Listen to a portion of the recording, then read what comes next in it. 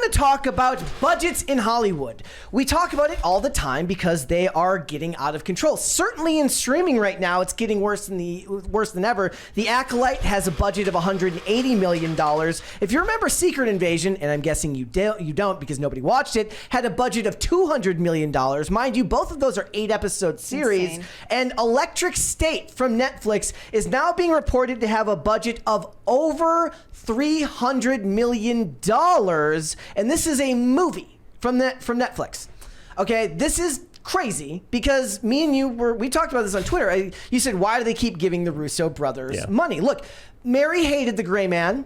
I said The Gray Man was fine but forgettable. No, it was terrible. But Citadel, Thank you. Citadel, which they produced, is even worse, in my opinion. Well, do you know the story behind Citadel? Mm-mm. So basically, the Russo brothers were producing that show.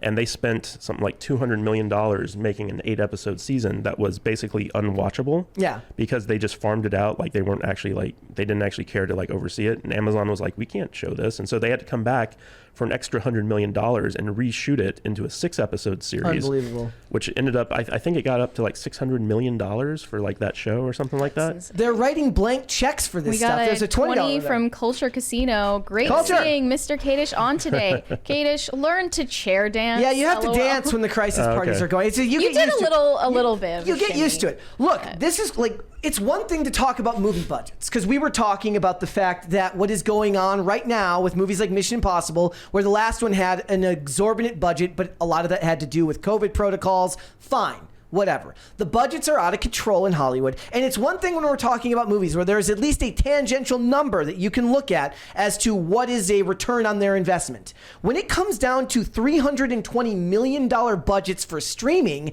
how do you even gauge what that brings you? Well, I know that when it comes to Netflix, they look at it in terms of watch time.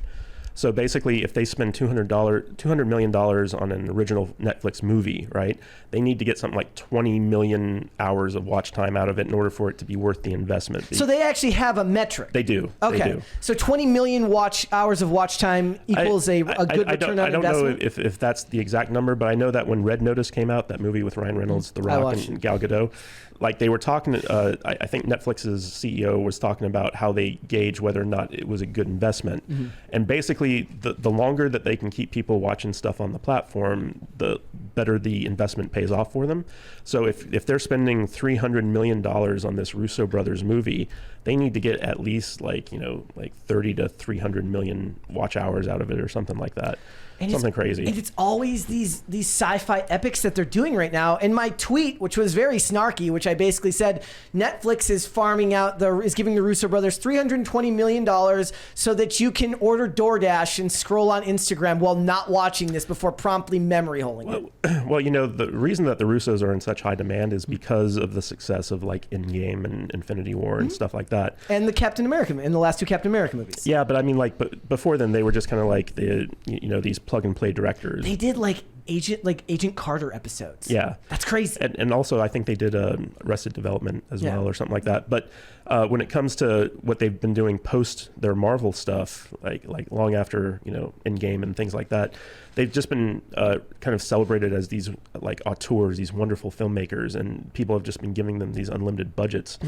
And they keep messing it up. Mm-hmm. I don't think Gray Man was a big hit for Netflix. They tried to tout the numbers on it, but that disappeared fairly quickly. Citadel was a huge boondoggle for Amazon, and now with something like this, I think I read somewhere that basically the head of Netflix's original development has been replaced specifically because of this movie, because everyone's like, what are we spending all this money on? Yeah. It's can't the Russos, as producers at least, rein in their budgets to something reasonable? I'm guessing it has to do with the cast for this film, which is massive, and they're pretty much all names you've heard of.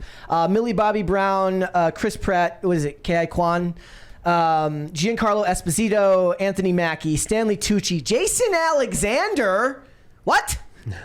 And Brian Cox. And all names that you've heard of. Those are not cheap actors to get. Yeah, but other than Chris Pratt and Anthony Mackie, maybe to a certain extent, you're not looking at actors who are pulling in $20 million payday or something like that. I mean, Millie Bobby Brown is going to be there eventually with the demand that she has through. Eventually, but I don't even think that she's making over 8 figures and like you don't think Brian Cox is pulling those numbers? No, like if anything, Chris Pratt is a movie star. Well, I mean, like under $10 million in terms of like salary and stuff like that, most of these people don't fall into that category. Like Chris Pratt definitely, like probably around 20 million. Anthony Mackie maybe around 15 million. Bro, if we're talking Jason Alexander, we're talking Seinfeld Jason Alexander. Yeah, but he's right? not a draw. No, but my point is, like, if I'm Jason Alexander and I'm getting the royalties from Seinfeld, I'm not getting out of bed for less than $20 million. Are you kidding me? Well, Millie Bobby Brown could say the same.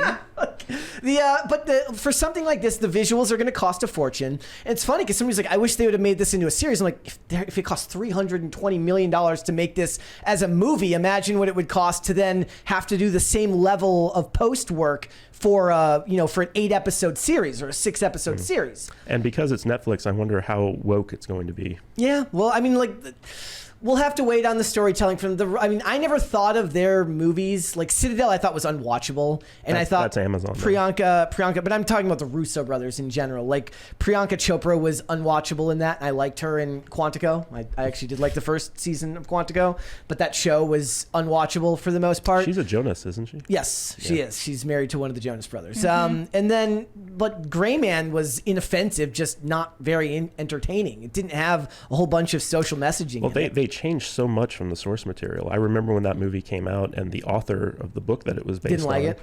It's not that he didn't like it, like he wasn't going to go out and badmouth it, but he was basically like, this is kind of like its own thing. It doesn't really follow my book. One of my biggest pet peeves was like very early on in the film. There's like an interstitial shot where they show one of the characters grabbing like a go bag with money, and it's very clearly fake money.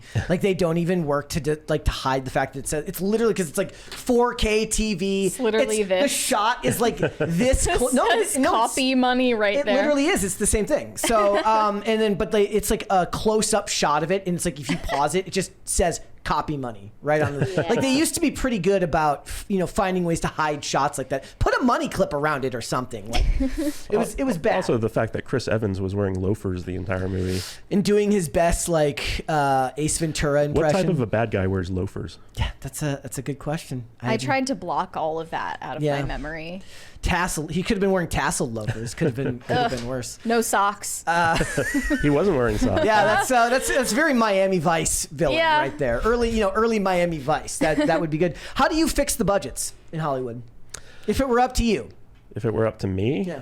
Well, you'd have a producer who actually knows how to rein in all the creatives. Yeah. Essentially, like the Russos are, they delegate, right? Like they're not kind of involved in the day-to-day. They just use their names to get stuff off the ground. And then they hire people who seem to be completely incompetent to handle things for them on the day-to-day. And that stuff just goes out of control. But I also think, going back to stuff like The Acolyte, where we were talking about where did that $180 million go for these episodes, because they look cheap as hell. Yes. So like the question then becomes is like, okay, do you have a competent producer who can actually like rein in the spending and make sure that everything that needs to be shot can be shot within like a reasonable cost structure? Yeah. And honestly, like Netflix has never been good about being tight with their budgets. Like they just kind of like throw money everywhere.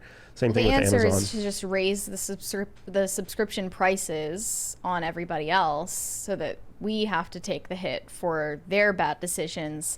And I'm pretty confident that they're gonna make it like 3+ hours long to inflate the watch time and justify the price. Well, this also goes back to like Hollywood budgeting, right? Where, it used to be the most expensive movie ever made was like Titanic for like $100 million, right? And people were like, how can you spend $100 million on a movie and expect it to be profitable? I guess to be fair, that was in what, 97? Yeah. So that $100 million in 97 is far more now. But if you go back to the 80s, like most movie budgets were like $30 million, right? And when I was working in Hollywood, there was this thing where Hollywood either wanted to do extremely low budget movies, like $1 million or less, or extremely high budget movies, which was like, $60 million or more. There was no room for like mid-level budget movies, simply because the profit margins just, like the money laundering wasn't there, right? What I always say is like we could use like a Tony Scott today who does the $60 million movie, but by today's standards, $60 million movie when Tony Scott was making them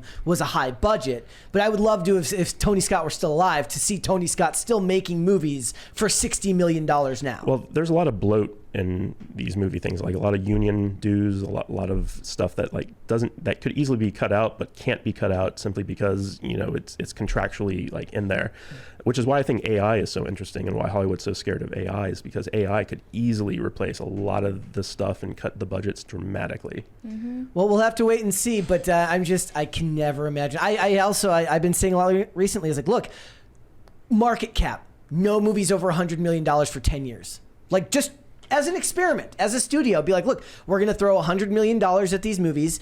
That way, when they fail, which a lot of them will, because people have no faith in the public right now, it lessens your, you know, the pain that you feel from that failing. But the three biggest movies last year, which were Super Mario Brothers, Oppenheimer, and Barbie, all cost $100 million to make.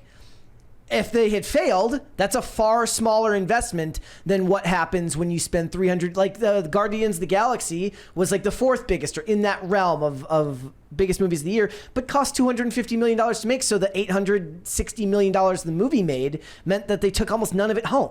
But just look at like the Angel Studios, A24, and Blumhouse model. It's like you're making movies between $10 and $30 million, and they're making insane amounts of profit. Yeah. Like even if like you can't say like, oh, like they hit $100 million at the domestic box office, they've still made their money back and then some. Yeah. And so like I'm like, why doesn't Hollywood make more of these like lower tier movies and then do like one big box office extravaganza a year or something like that? Does it have to do with how many slots they have for, you know, they want to put more into it because there's only so many slots at the theaters that year? No, I think that it's mostly just an ego thing where it's like, you know, every movie we put out has to hit $1 billion or something like that. It's the self-importance. Yeah. Well, I want to see them rein the budgets in, because I think that if you put even if it's a governor of your own making on yourself, you'll find the need to be creative more implicit, and then you can get away from, for example, why Victoria Alonso was fired, because there was no actual planning going into the way that they were doing their CGI.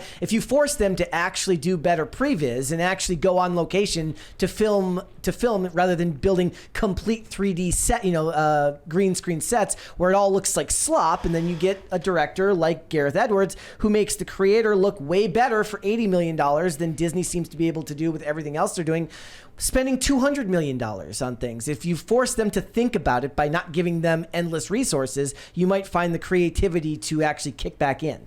Also, personally, I just think there's a lot of money laundering going on with these movies. There you go. You know, like they'll say like, oh, we're spending $300 million on a movie, but like $150 million of that comes back to Netflix or something like that because they're using Netflix's, services or people or like whatever the case may be. I know that with studios that when they make a movie on a studio lot, they're basically paying themselves for like the rental of like those sound stages and stuff like that. And so it's just a way to kind of like, make that money back. And even though it's reported as part of the budget, it actually goes back into them. Yeah. I just hate it because and when people talk about why CGI looked better, it's because they were on actual locations when they did these things. And it's vastly different if you're in a physical location and there's CGI elements built on top of that, as opposed to them standing there and then everything is built around them. It's what takes you out of it. And a lot of times you can't really put your finger on why, especially if you don't care enough to actually look into that stuff. Well, I think it does. I think another thing with that point is that it used to be that when you were doing special effects, you had to plan them out. That's what I mean. Yeah. And nowadays, like so many studio executives, especially in Marvel, like at the last minute, they're like, hey, let's change this, or like, let's do this. We want 6 versions of this. And so they don't have enough time to actually make it look good before it has to be like released. Like I know Thor Love and Thunder was like a big like issue with that. But it used to be like, like with like Avengers Endgame, for instance, like they had like literally years to like get all the special effects ready to go for like that type of thing. In the chat, somebody says, Brett, are you going to watch the sequel to Twister? Yes, I am. Okay. Twisters. I changed my mind. At first, I thought it was stupid. I still think it's stupid, but it's going to be a lot of fun. I don't care if there's a ton of climate propaganda in it. I'm going to watch it, and it's going to be a lot of fun. I want to see the 2 cows get thrown around. It's going to be a lot of fun. There was a lot of climate propaganda in the first one, too. There you go. Yeah. Thanks for watching. Listen to full episodes of Pop Culture Crisis on Spotify. Keep up with us on social media and make sure you subscribe and ring that bell so you never miss the show. Bye, guys.